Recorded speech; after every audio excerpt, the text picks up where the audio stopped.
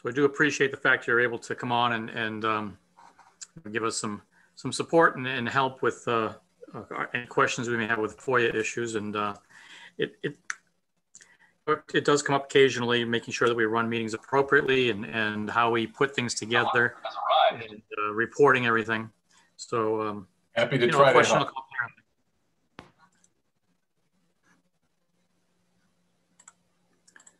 So just to start us off, I'm going to make sure that other people other than Tom will just mute other participants. That way we can get a better, clearer sound coming through for recording.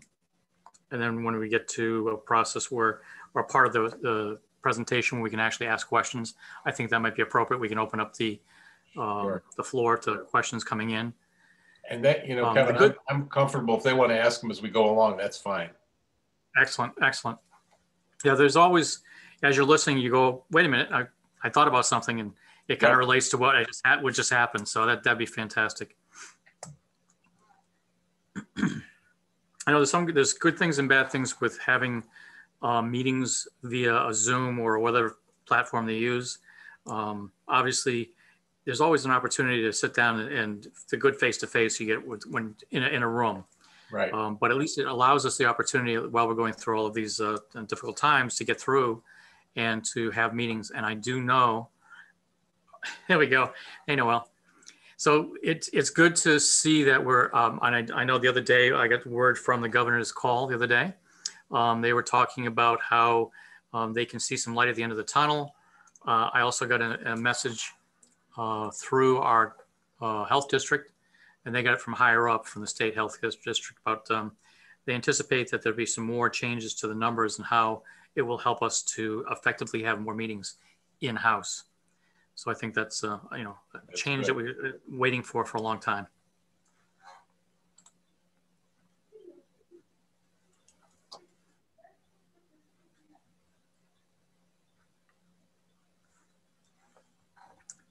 And I see we have some young participants here. Future leaders. There we go. I think we just give it a couple more minutes to see if anybody else jumps in. Whatever you need. Yeah. Thank you.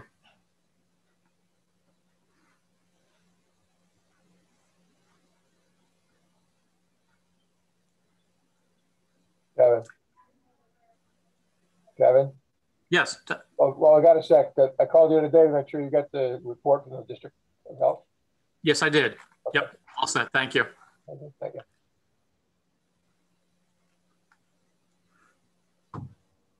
Matter of fact, I've been speaking with Sue Starkey on a regular basis now because of the changes that are coming up with our regional health districts. And that's where I got the information that they're going to be pulling back on this SEMA-4 testing and that in generations in our area because the numbers are looking so good that they're actually going to be pulling back on some of those.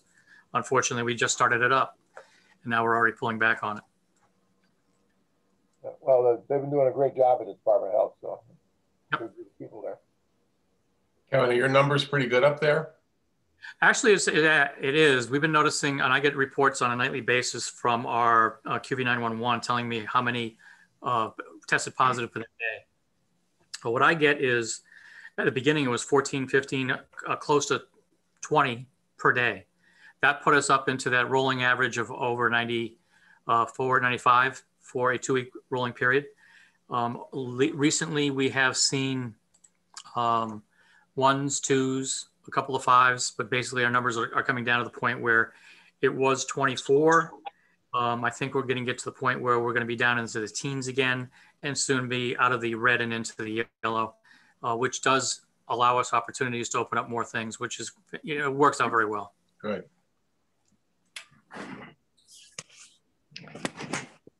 All right, we got an iPhone 2. One thing I would ask for anybody who's listening right now, if we get some background noise, sometimes it helps as we're on these platforms, if you wouldn't mind muting.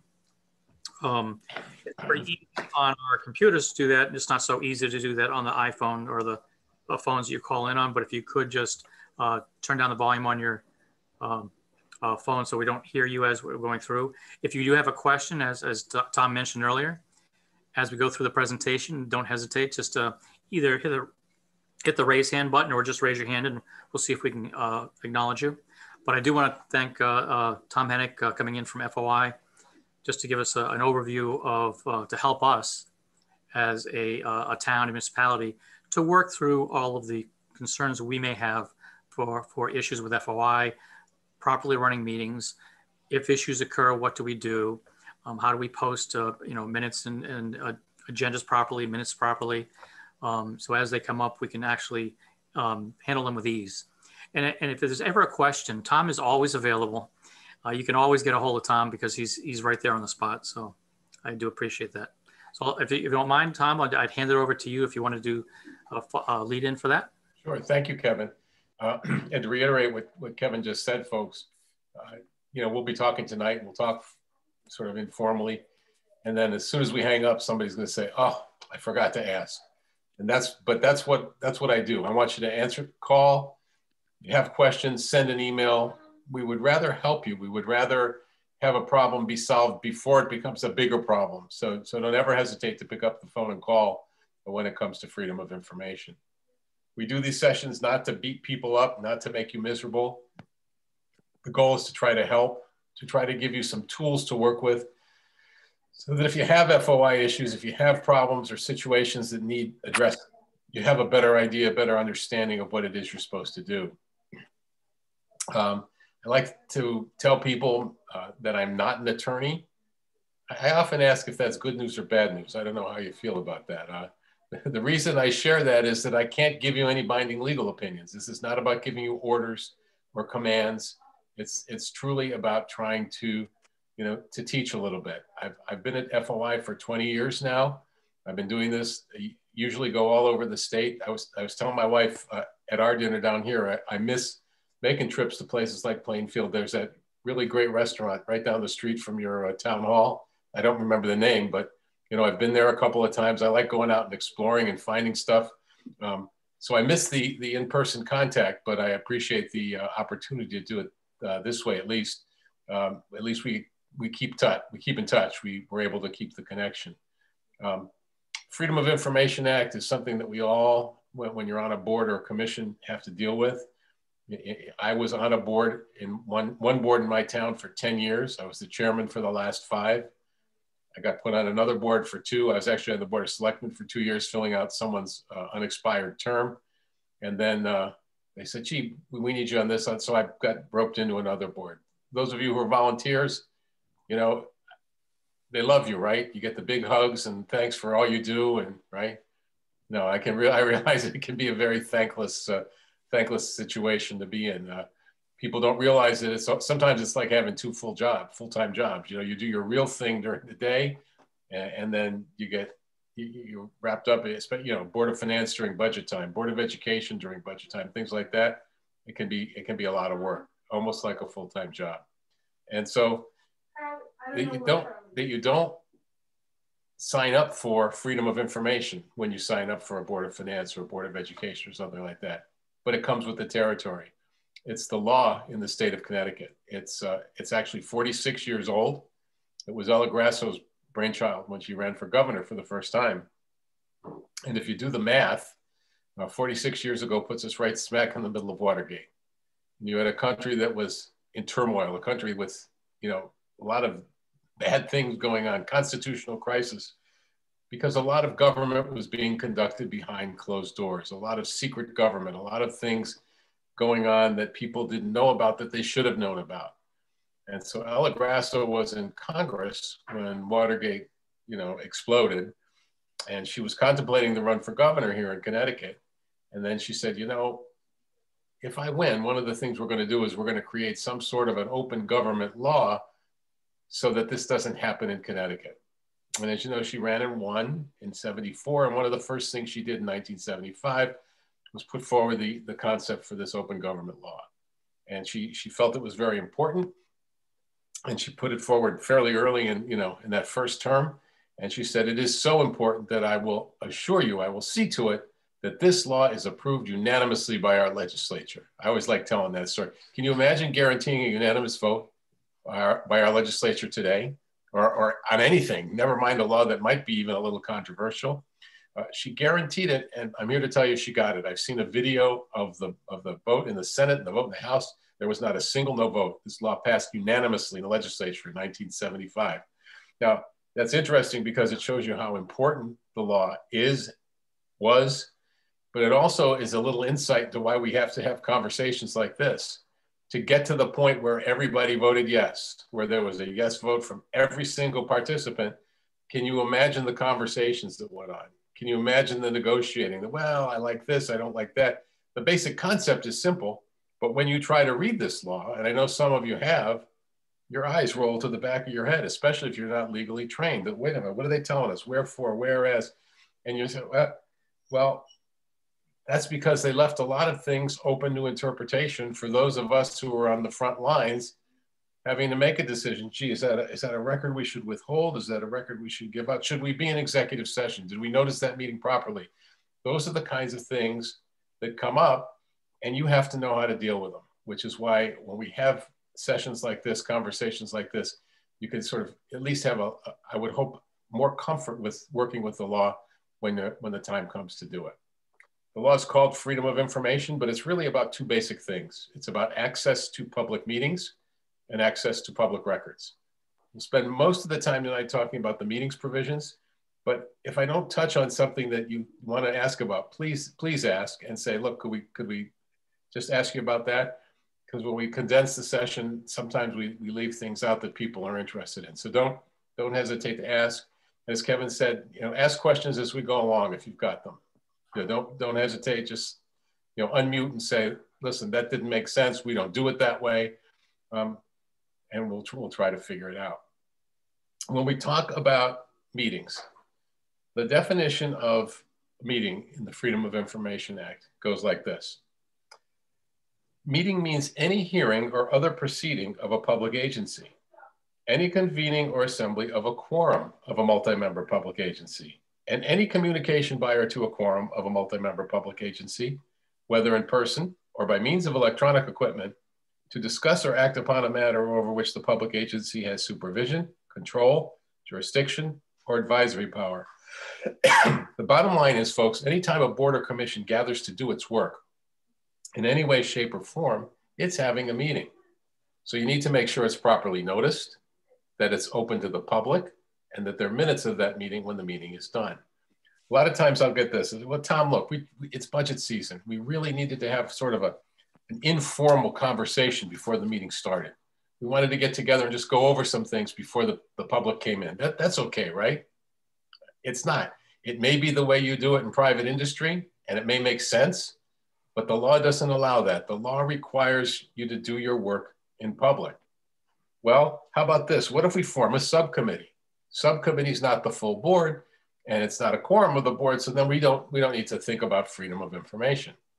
That's not true either. The law says that if you form a subcommittee, even if it's only 2 people, that becomes a public agency unto itself and needs to follow the same rules. The phrase in the definition of a public agency, which is really long, I won't share it with you, goes like this: including any committee of or created by. So you create a subcommittee, that needs to follow the same rules. The intent of this law is to make sure that we do our work in public. So just if you sort of go over that in your mind and say, okay, notice, open, minutes. Now, today, and who knows how long this is going to be, it's until at least the middle of April. We've been doing it since last March. There's some consideration of extending it maybe through budget season. There are also proposals in the legislature to codify some of this. Right now, we're operating on the governor's executive orders, and we're not really sure where the line is who gets to enforce that. But if it's codified and it becomes part of the Freedom of Information Act, it'll be clearer. You meet like this, like we're meeting today. If some boards have chosen to meet in person again based on their numbers, the pandemic numbers, COVID numbers in their towns, and that's certainly okay. But if you're meeting virtually, you still need to. The key thing to remember is that you need to provide real-time access. So you put your agenda together, you outline what's going to be at the meeting, and then at the bottom of the agenda, there's a way for people to link in, to call a number or something like that, so that they can watch your board operate in real time. And that's critical, because it's not, well, you know, we'll record it and give it to them later or something like that. I had a conversation with a board today, and they were a little skittish about meeting in public, because they were going to talk about some things that they didn't really want the public to hear, but there was no grounds not to let the public hear. They said, well, what if we just record the meeting, not notice it, and then put the recording out there later? And no, you just can't do that. The executive order that the governor issued last March, 7B, says you must have real-time access. Now, I don't know if has Zoom bombing been an issue in Plainfield? Have you had that happen? That's been one of those issues that popped up that I never would have thought of before all this started. If you're not familiar with it, what happens is people with no real interest in what your board is doing jump in and start, you know, doing all sorts of silly things. Some of them not so silly. Some of them are intentionally rude, racial taunts, things like that. As soon as this started, I started getting calls from different boards. How do we stop that? What do we do? There's a conflict in trying to fix it if you don't have the ability to do it. Some boards say, well, we'll just make people, you know, give people a password. They'll have to call us up and we'll give them a password or a special number to call in. And that becomes a problem, because technically you're not supposed to ask people who they are if they want to come to one of your meetings. But our commission is we've kind of thought about it, and we said, we don't know what the law would say, but we believe that if you're prevented from running an orderly meeting, and that's what you need to do to run an orderly meeting, we think that would be okay. So if you ever have a situation where you're being disrupted, then that we think you could sort of call here and we'll give you the link to go in, that kind of thing. We think that would be okay.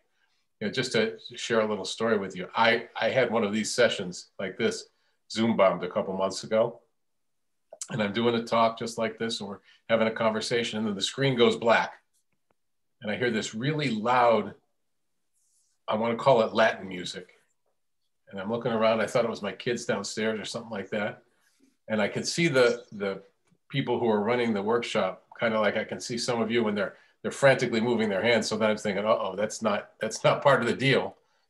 And the strippers came dancing across the screen. And when I tell you folks, they left nothing to the imagination. And when you're speaking, and it's like, that. So, I mean, that was a humorous Zoom bomb as opposed to, you know, people swearing and yelling. So anyway, it could happen. It may not happen, but just know that you have a right to try to control that. You always have a right to run an orderly meeting. The FOI Act talks to us about 3 different kinds of meetings. It talks to us about a regular meeting, a special meeting, and an emergency meeting. Regular meeting is a meeting that you have per a schedule that I suspect you've all, you know, prepared and put in, that says we meet on the 1st and 3rd Tuesday, the 2nd and 4th Wednesday, whatever that is, 7 o'clock town hall. Again, you know, right now we don't have a location necessarily, but that, you know, 7 o'clock town hall, and that's your regular meeting slot. The special meeting is a meeting that you have when you're not scheduled to meet. Now, a lot of people see that word special and they say, oh, wait a minute, we can't do this or we can't do that. Or, well, no, the special meeting, you can do anything you want to do at a special meeting. Here's the difference. For both of them, you need to prepare an agenda. I don't know if any of you have that responsibility, but if you do prepare an agenda, you want to make sure that it's as specific as possible. There have been numerous court cases over the year where boards have gotten dinged for not having specificity on their agenda. So you want to make sure that the agenda is as specific as possible. The agenda is out 24 hours in advance. At a regular meeting, should something arise that's not on the agenda, you can add things to the agenda by a 2/3 vote of those board members who are present. So you look at an item on an agenda that says old business and there's nothing listed underneath. And someone says, yeah, under old business, I'd like to add this, Madam Chairman. So move. Second, 2/3 of you want to do it, you can add it to the agenda. But at a special meeting, you can't add anything to an agenda. At the special meeting, you can only talk about what's on that agenda. So if you're preparing an agenda and you've got, you know, a lot of us like myself, cut and paste, old business, new business, one of those items, if you don't list something underneath it specifically at a special meeting, you might as well take it off, because you're not allowed to say under new business, gee, I'd like to add this. So unless it says new business and what the item is, you might as well take it off, because it doesn't do you any good. But that's the fundamental difference between the two. And otherwise, you could do anything you need to at a special meeting, just as long as it's on the agenda. Now, the third type of meeting, the emergency meeting, is a meeting that I usually discourage boards and commissions from using. Emergency meeting is an unnoticed meeting. It's a meeting that you have when you have a true emergency on your hands. And the law, you know, creates a scenario where you can do that. The problem is that the bar is really, really high. And what you and I think might rise to the level of an emergency might not necessarily do that. The example that I use, I swear has happened every one of my 20 years of freedom of information, the Tuesday after Martin Luther King's birthday. Martin Luther King's birthday on Monday comes right after Christmas and New Year. Sometimes it's a holiday that people just sort of lose sight of. Most town halls are closed. The phone call will come in Tuesday morning. Tom, I've got a problem. What's the problem? Our meeting is tonight. Our regularly scheduled meeting is tonight. I always bring the agenda in. I always send it into town hall on Monday before, 24 hours before. I forgot town hall was closed yesterday. So I brought it in this morning. Is that okay? Well, no, it's not okay, because 24 hours is what's required. Well, we've got way too much to do. And those of you who are on boards know what I'm talking about. January, the engine starts revving up. You know, you got to get a lot done. Well, we're going to call it an emergency. And in our minds, in our non-legal minds, it may well feel like an emergency, but oops, I forgot, it's not an emergency. I always tell them, no, that's not a good idea. You really shouldn't do that, because you're gonna, if somebody files a complaint, you're gonna lose. That's just not an emergency. People say, well, is it defined what an emergency is? Of course not. That would be too easy. But think in terms of keeping people safe. At winter time, we have a lot of emergency meetings. You know, you look at the forecast, you say, uh-oh, we got to bring in extra crews. We got to have an emergency response team. We got to open up a shelter. You know, those are the kind of things that require emergency meetings.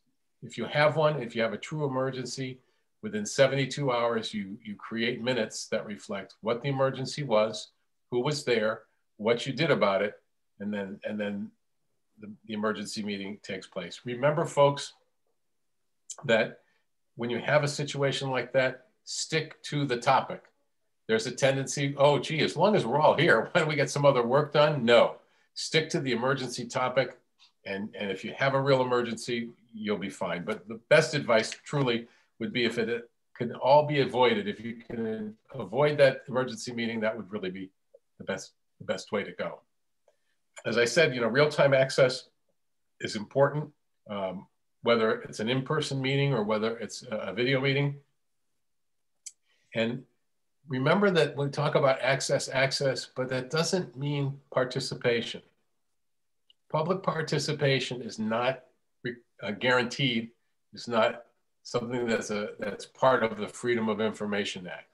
So it allows anybody to watch your meeting, to come to your meeting, but not necessarily the right to participate. And a lot of people think that it does. People will call me all the time saying they wouldn't let me speak. I wanted to be heard. And in today's world, I'm getting a lot of calls from people who said, I sent them a letter and I asked them to read it and they wouldn't read it. Isn't that a violation? Now, it may not be good policy. It may not be, you know, something that's good for democracy, but there's no violation of the FOI Act there.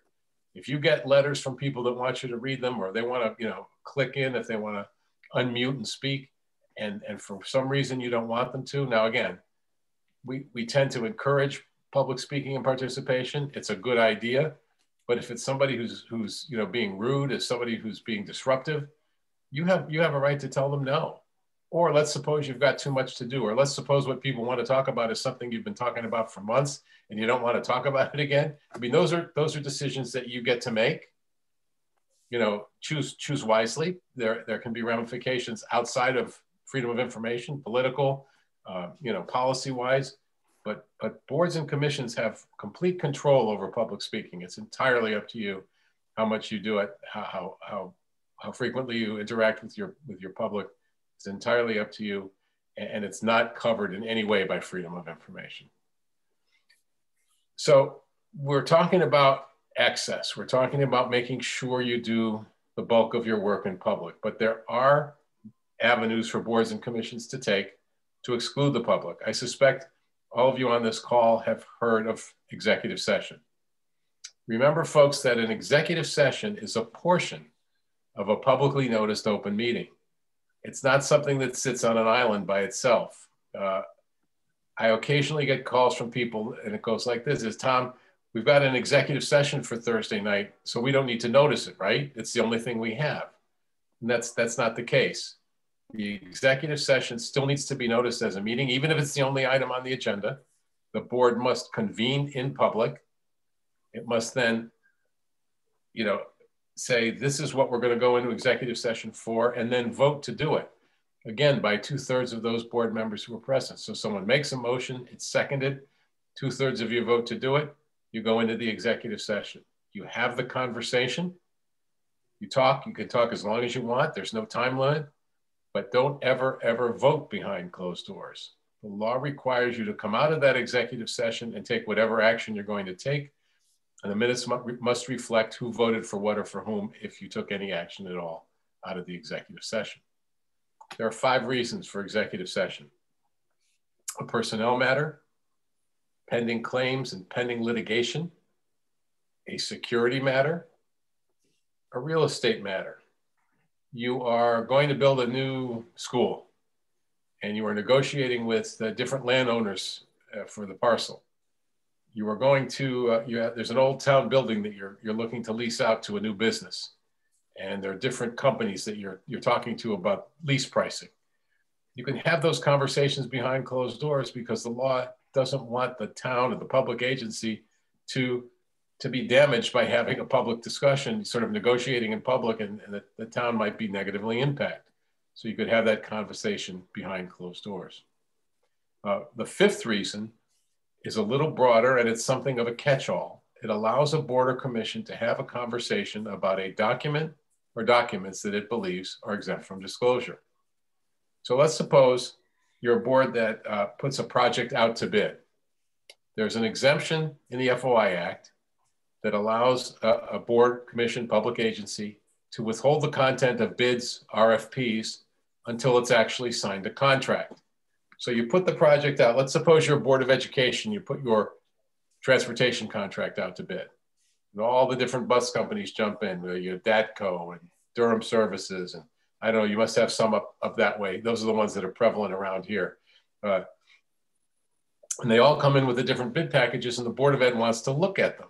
So because those documents are exempt, they would make a motion to go into executive session to talk about the exempt bids. And they go in and they study them and they look at them, they go over them, and they would come out of the executive session to approve one, to say, I move that we go with this bus company. Another example might be you are a board that needs a written legal opinion from your attorney. So you ask your attorney for a written legal opinion. The opinion comes in, you are the client. So the written legal opinion clearly is covered by the attorney-client privilege. You don't have to share that with anybody. So you bring it in, you look at it, you go over it, you study it, your attorney's advice, that's your attorney's advice. You wouldn't have to share that with the rest of the world.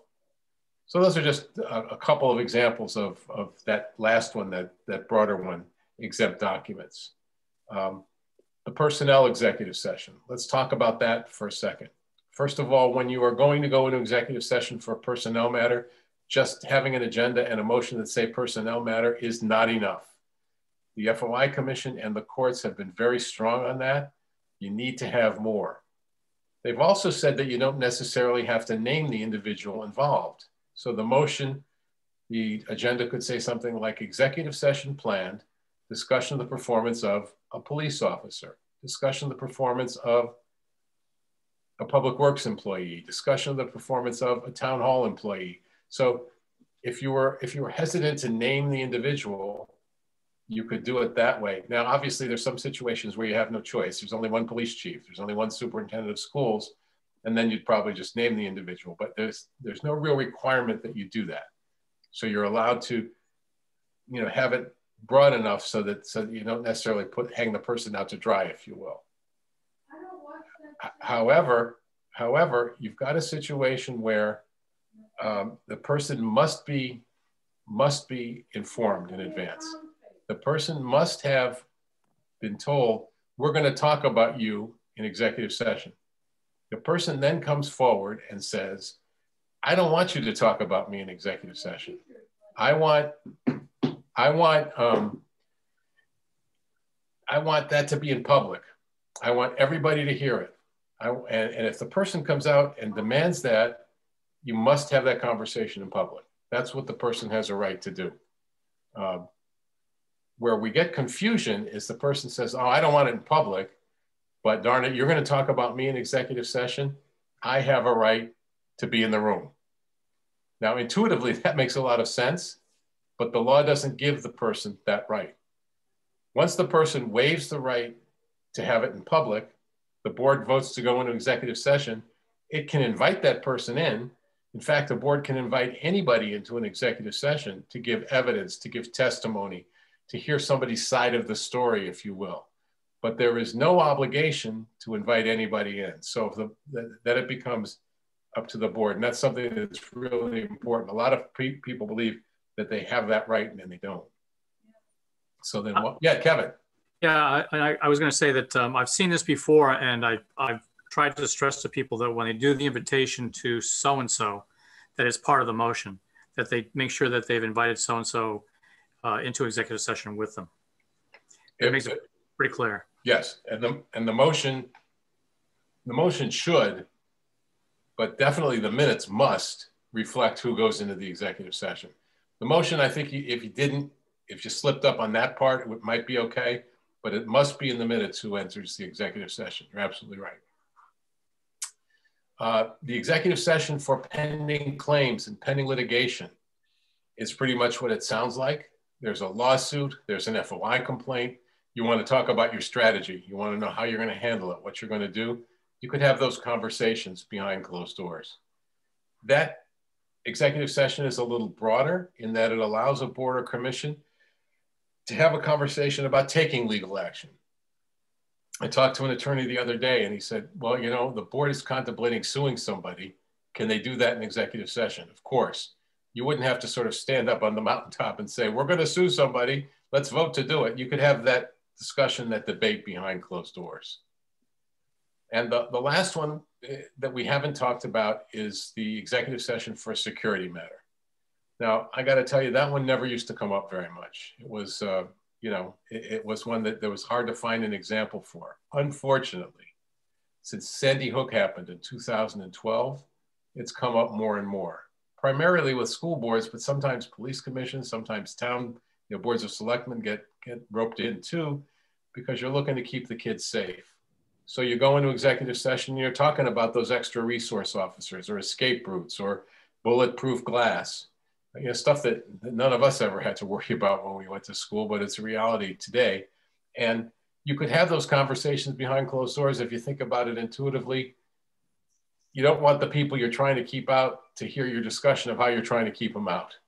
You know, on the off chance that the wrong people are sitting in the audience, you'd want to sort of compartmentalize that and have that conversation behind closed doors. Those are the 5 reasons for executive session. Remember, vote to go in, talk as long as you want, and if you're going to take action, come out and take that action. I'll stop for a second. Are there any questions about executive session? Sometimes there are. Anybody have any issues they want to go over? Okay, doesn't look like it. Kevin, yeah. What about a contract negotiation where the other members would have to have more information or questions behind a contract in particular? The reason, if it's not collective bargaining, that you would hang that discussion on the document being exempt. The document is still in negotiating form. It's in draft form. So you wouldn't go into executive session. There's no executive session for negotiating a contract, but you're going to look at this document, which is still a draft because you haven't signed it yet. And you're going to talk about the terms behind closed doors. So that would probably be okay. Okay. So executive session allows you to operate outside of the public.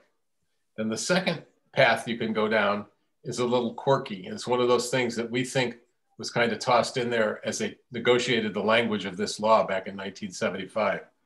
I read you the definition of a meeting. The next sentence says, meeting does not include. Meeting does not include. And then there follows a list of things, many, if not all of which, we would all of us would say, gee, that sounds like a meeting. The legislature basically said, yeah, you can call it a meeting if you want, but for the purposes of freedom of information, it's not a meeting, which means you don't need to notice it, it's not open, and there are no minutes. One of them is collective bargaining. All collective bargaining sessions, strategy sessions, negotiating sessions, arbitration, all those things, those are not meetings under freedom of information. And I don't know about you, if you've ever done any collective bargaining, it is one of the hardest things to do as a volunteer member of a board. It's one of the biggest jobs you have as a volunteer member of a board, yet it's something that's outside of the public eye because the legislature said it's not a meeting. Collective bargaining, if you've ever done it, sometimes you sit there all night. And I don't know if you've ever heard the phrase non-meeting. Non-meeting is a phrase that sort of has circulated around Connecticut because it's a meeting that's not a meeting for FOI. If you've ever done collective bargaining, think about sitting there all night and then going home and telling your spouse, I was at a non-meeting all night. It just doesn't really add up. But anyway, that's what it is. And that term is not in the FOI Act, by the way. But collective bargaining, not a meeting. Executive level search committees. You're on the police commission and the police chief retires. You form an executive level search committee to look for a new chief. That committee would not have to follow the rules of freedom of information because it operates in that things that are not a meeting. So you put a committee together, it collects resumes, it conducts interviews. All of those things happen outside of the public eye. Now that one, we sometimes chuckle at some of these things, but that one actually makes sense if you think about it. If you've got a high-powered, important position to fill, you're going to want the best possible candidates. And people would probably be reluctant to apply if they already have jobs and don't want their current employers to know that they're looking.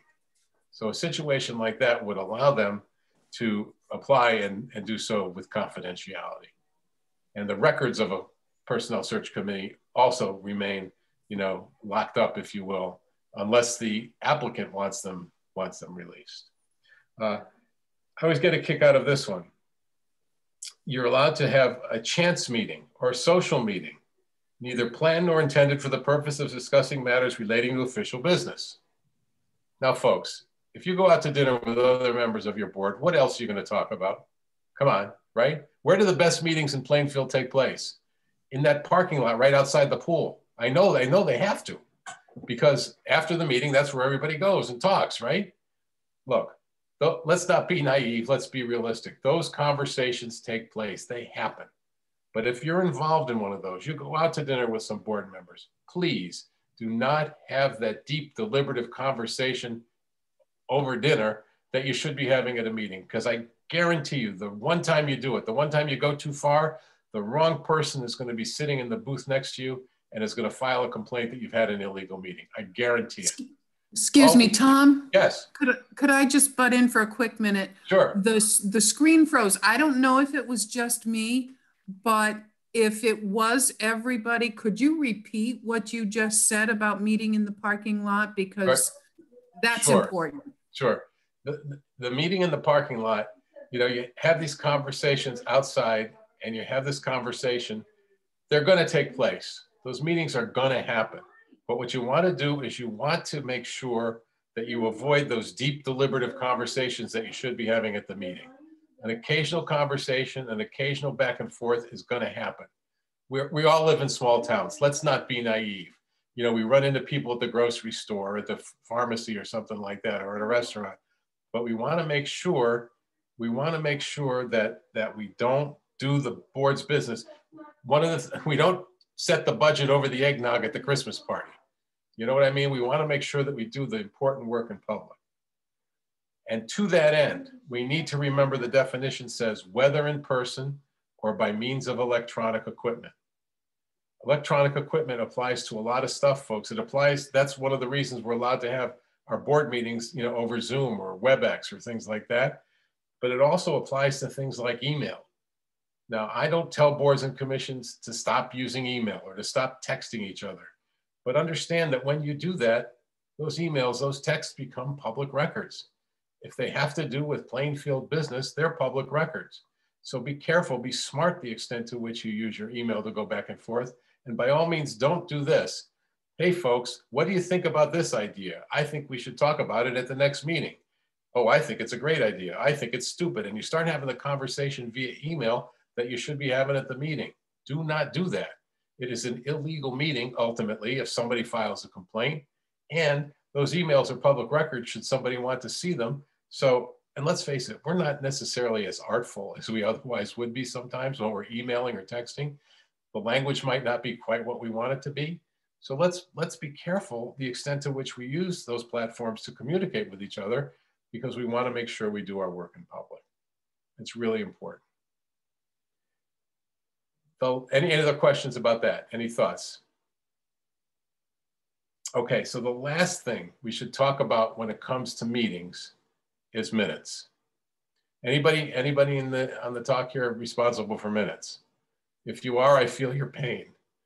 Minutes can be a difficult job, but here's my advice on minutes. They need not be the recreation of War and Peace. They are not every word that everybody says. They are not meant to be verbatim transcripts. They are supposed to be a crisp, clear, concise recapitulation of what happens, but again, not a verbatim transcripts. Technically, the only thing that's required in minutes is a record of votes, a record of who votes for what or for whom. Now, you're going to create more than that. You want to create the historical record for your townspeople. You want them to have some clue, some idea what people were thinking when they voted in a particular way, but not at the expense of, you know, giving the poor clerk writer's cramp. And here's what happens. You try to do the verbatim transcript, and the next meeting goes something like this. I didn't really say that, did I? Gee, I sound stupid. Can we take that out? Oh, well, we don't want that in the minutes. And that and should be a the or or a but. And you spend so much time going over things, minutia, and that it takes away from your ability to do your job.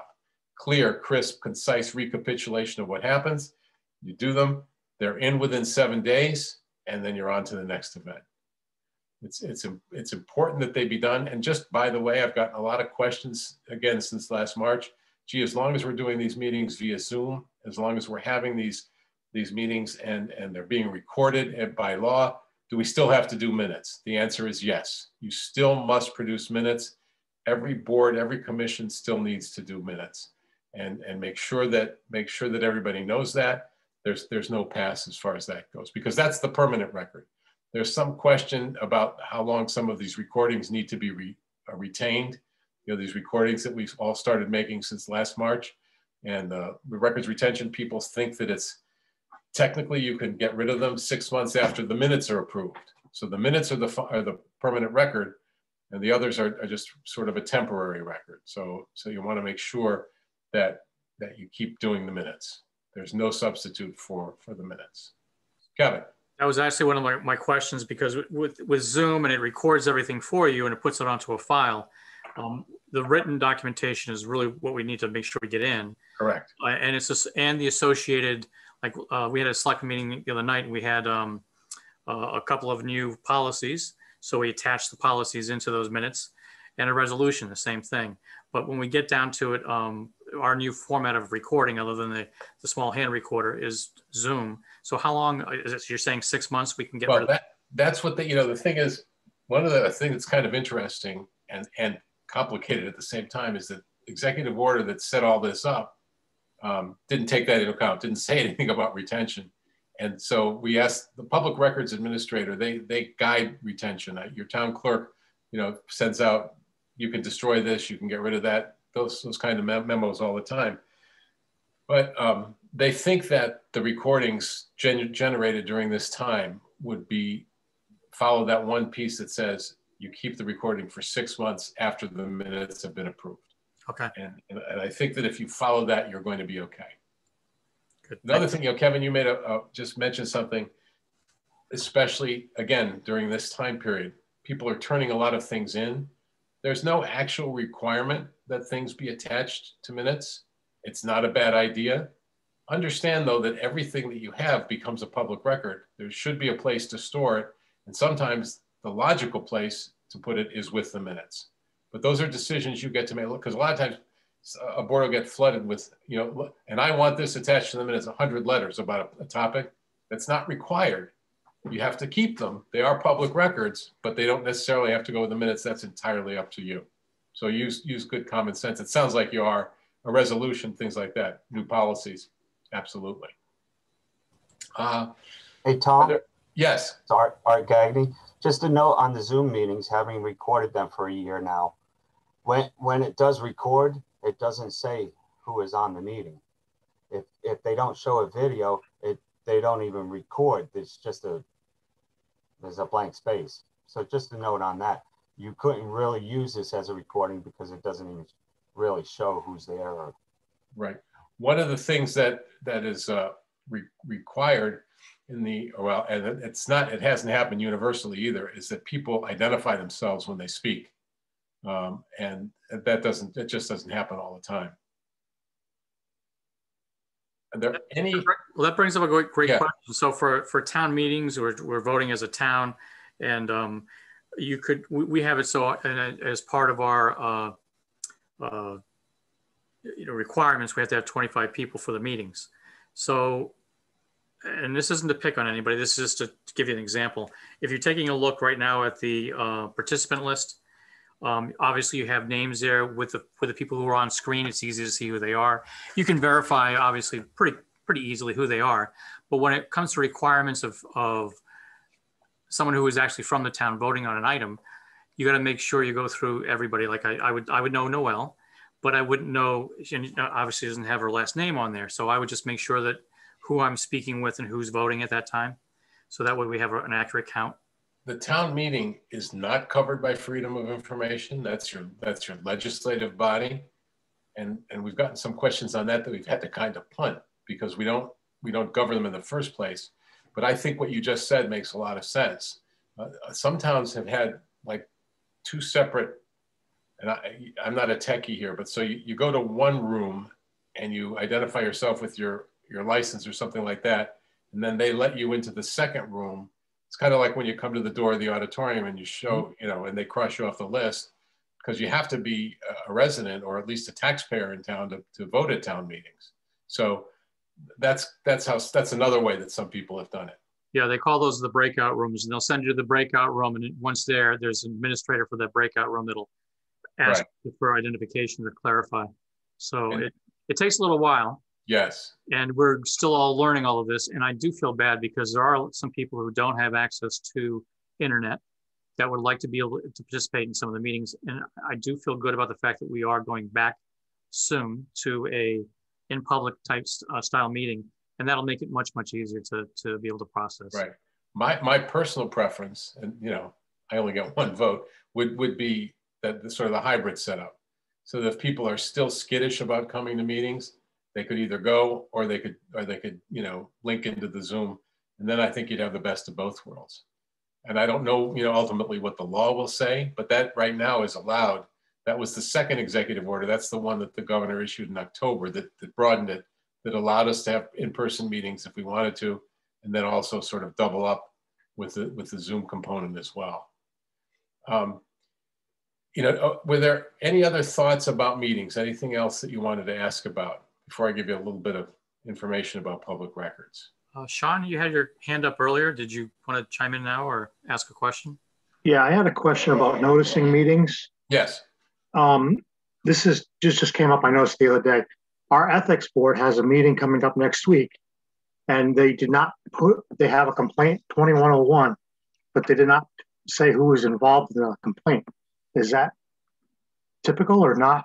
Yeah, for the most part, local ethics boards, local ethics commissions follow the state ethics law, which is section 1-82A. And what that says is that they do not identify the complainant or the target of the complaint until or unless they find probable cause. So they technically meet out of the public eye I say technically, they meet out of the public eye. Technically, they don't even have to notice that until they find probable cause. So what you described is pretty much commonplace. They meet, they go over it, they discuss it, they argue it, and if they find probable cause, then they move into the arena where they have to identify what's going on, who it is. Okay? Yes, thank you. Yeah, 1-82A if you want to look at it. So Tom, this is Art Gagney again. Hi, Art. So now I have a question. This meeting on Monday night is not open to the public? This ethics committee meeting that he's... Well, they may have, Art, they may have other work to do. They may have, you know, a debate about a piece of the ethics law, you know, your local ethics rules or something like that. So they meet and they just, you know, maybe just talk about things publicly. But when they start the discussion about the complaint, they're off the books. They don't have to do that in public. They'll go into executive session then. Well, see, that's the rub. They technically, there is no executive session for that. So they just sort of say, okay, we're done here. We're going to go over this complaint. They do whatever they have to do in public. It's a conundrum that we wish would get fixed. And I'm not being difficult, because technically it's not a reason for executive session, but they wind up in the same place because they have a right to meet and go over this complaint until they find probable cause and not have any public present and not have any public really knowing what's going on. But your local ethics boards like the town to know that they're working, that they're not, you know, falling down on the job. So they have every right to do it behind closed doors. And Tom, we just happen to have someone from the Ethics Commission that's on with us with Douglas. Oh, okay.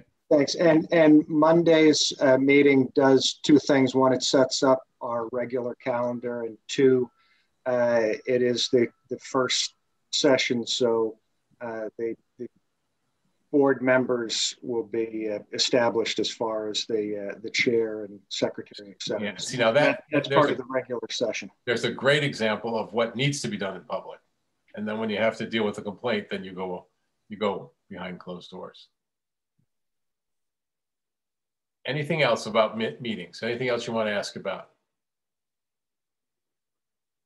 All right, so just a couple of minutes about public records, because if all goes well, as those of you who are board members, you won't need to worry too much about the records provisions. But you need to understand that when we talk about public records in Connecticut, we talk about a pretty big tent. Basically, well, let me read you one couple pieces of the definition. Public records or files means any recorded data or information relating to the conduct of the public's business, prepared, owned, used, received, or retained by a public agency, or to which a public agency is entitled to receive a copy by law or contract, whether such data or information be handwritten, typed, tape recorded, printed, photostated, photographed, or recorded by any other method. I mean, if you heard the words, that's just about everything that you have. So when you create a record, when you take in a record, when somebody mails you a record, when somebody sends you an email question, something like that, that all becomes a public record. And further down in the definition, it talks about if anybody wants to see it or anybody wants to get a copy of it, they can do that. Now, there are multiple exemptions and exceptions and exclusions. You know, the ethics complaints are not to be made public unless you find probable cause. That's just one example. We talked about the bids and the RFPs for an executive session. You know, there are different exemptions for different kinds of law enforcement records. There are exemptions for records that might have trade secrets in them. But the important thing to remember is that doesn't matter at first blush. Once you have that record, once you create that record, it's a public record and may have to be released. If you understand that and then look at the exemptions, all too often we get possessive. They're mine, you can't have them. They're zoning, you can't have them. The police record, they're all public. They're all public if they have to do with, you know, in your case, Plainfield's business. And then you look at the different kinds of exemptions. And a lot of times I'll get, well, Tom, look, especially now, we're all working from home. We're using our own laptops and our own desktops and our own tablets. And that's not public, is it? Well, the records that you create in the conduct of the public's business are public. It doesn't mean that I'm going to come into your house and grab your tablet and start scrolling through everything. But if I ask you for any and all emails that you've written to, you know, a fellow board member about topic X, you'd be obligated to produce those because they're public records. So I always caution, you know, especially the volunteers. And, you know, it's funny, people say, well, just have them use, you know, the town server. That's easier said than done, especially in some of our smaller towns. There's no capacity on the town servers for all that stuff. And so you want to just be judicious in your use of your personal devices, knowing that, you know, you might have to extract things from them that would be subject to disclosure under Freedom of Information. Have any of you ever had, I mean, I know Kevin, you have, but, you know, situations where you've had to deal with records requests? Well, what do? Somebody asks us for records. The law says that you have to respond to any request for records in 4 business days. Now, respond doesn't necessarily mean to produce the records, but it does mean to acknowledge at the very least. Dear sir, dear madam, we are in receipt of your Freedom of Information request for records. We're looking into it. How long do you have to produce the records should somebody ask for them? Now, again, as board members, I don't know, you know, whether you go through staff, what your structure is, but the law says that you have to provide access to records in prompt fashion. Prompt fashion. Nobody really knows, you know, what that means because there's no number of days, hours, weeks, months attached to promptness, but it's without unnecessary delay in a reasonable amount of time. So you respond in 4 days and say, we've got your request, we're looking into it. And then you say, what would be a reasonable amount of time to produce the records that are being sought? It could be just a couple of pieces of paper. Prompt could be, you know, 20 minutes. But if it's something that requires you to go look for records, to ask for help, to have an attorney review the records to make sure there's no exemption, all of those things, prompt could be days, weeks, months. When you get a request for records, respond to it, think about what makes sense, and then say, this is how long it's going to take. And if the person on the other side doesn't agree with you, one of the things that our law did was create the Freedom of Information Commission, which allows people to come and say, look, they're telling me it's going to take 5 weeks. I think that's too long. And the commission decides. The commission adjudicates complaints when people believe they've been denied the access that's guaranteed them through the Freedom of Information Act, be it to a meeting or to a record. And those are the kinds of things that you need to think about. That's why you need to think about what you're doing so that you don't get, you know, hauled up to the FOI Commission for a hearing and to have conversations about why you did or didn't do things. If you do things correctly in the first place, you should be okay. Now, I quickly add, that doesn't mean that you do something and someone isn't going to file a complaint anyway. You may do everything correctly, and someone, unfortunately, our law has become a weapon of choice for some people, which is not what this law is intended to do. This law is intended to make sure our governmental entities are open, transparent, but the reality is that some people have taken to using this law for a weapon. We don't like it. We've tried to stop it. We're working on more ways to try to stop it. But if you do the right thing, even if you have to go for a hearing on a complaint and you've done it properly, the complaint will be dismissed and the person will have done nothing more than waste everybody's time, which is unfortunate, but you know, there will be no repercussions because you've done things the right way. If I could just add, Tom, one of the frustrating things on the municipalities' end is when we get a FOIA complaint, a FOIA request, and it's quite involved, and you go through and take the time to compile all the documents that the requester is looking for, and you tally them all up and notify them, okay, we've got all the documents, it's 172 pages, it's going to cost you X. And then you don't hear from them. And it's taken you hours to go through and find all of those things. I hear that. And here's a little tip on that. When you see that the cost of the copies is going to exceed $10, you do an estimate. Always do an estimate for the larger requests. You have a right to collect your money up front. It's 50 cents a page. So you said 172 pages. That's 80 something dollars. Let's see, $86. How's my math in my head? Is that right? $86. You say, hey, look, $86, and you don't have to make a single copy until that $86 is in your hand. So that would prevent the sort of situation that you just talked about. always get your money up front if the cost of the copying is going to exceed $10. Yeah, well, that's what that's what I mean. We don't, when it's a large amount like that, I don't make the copies until we have the check.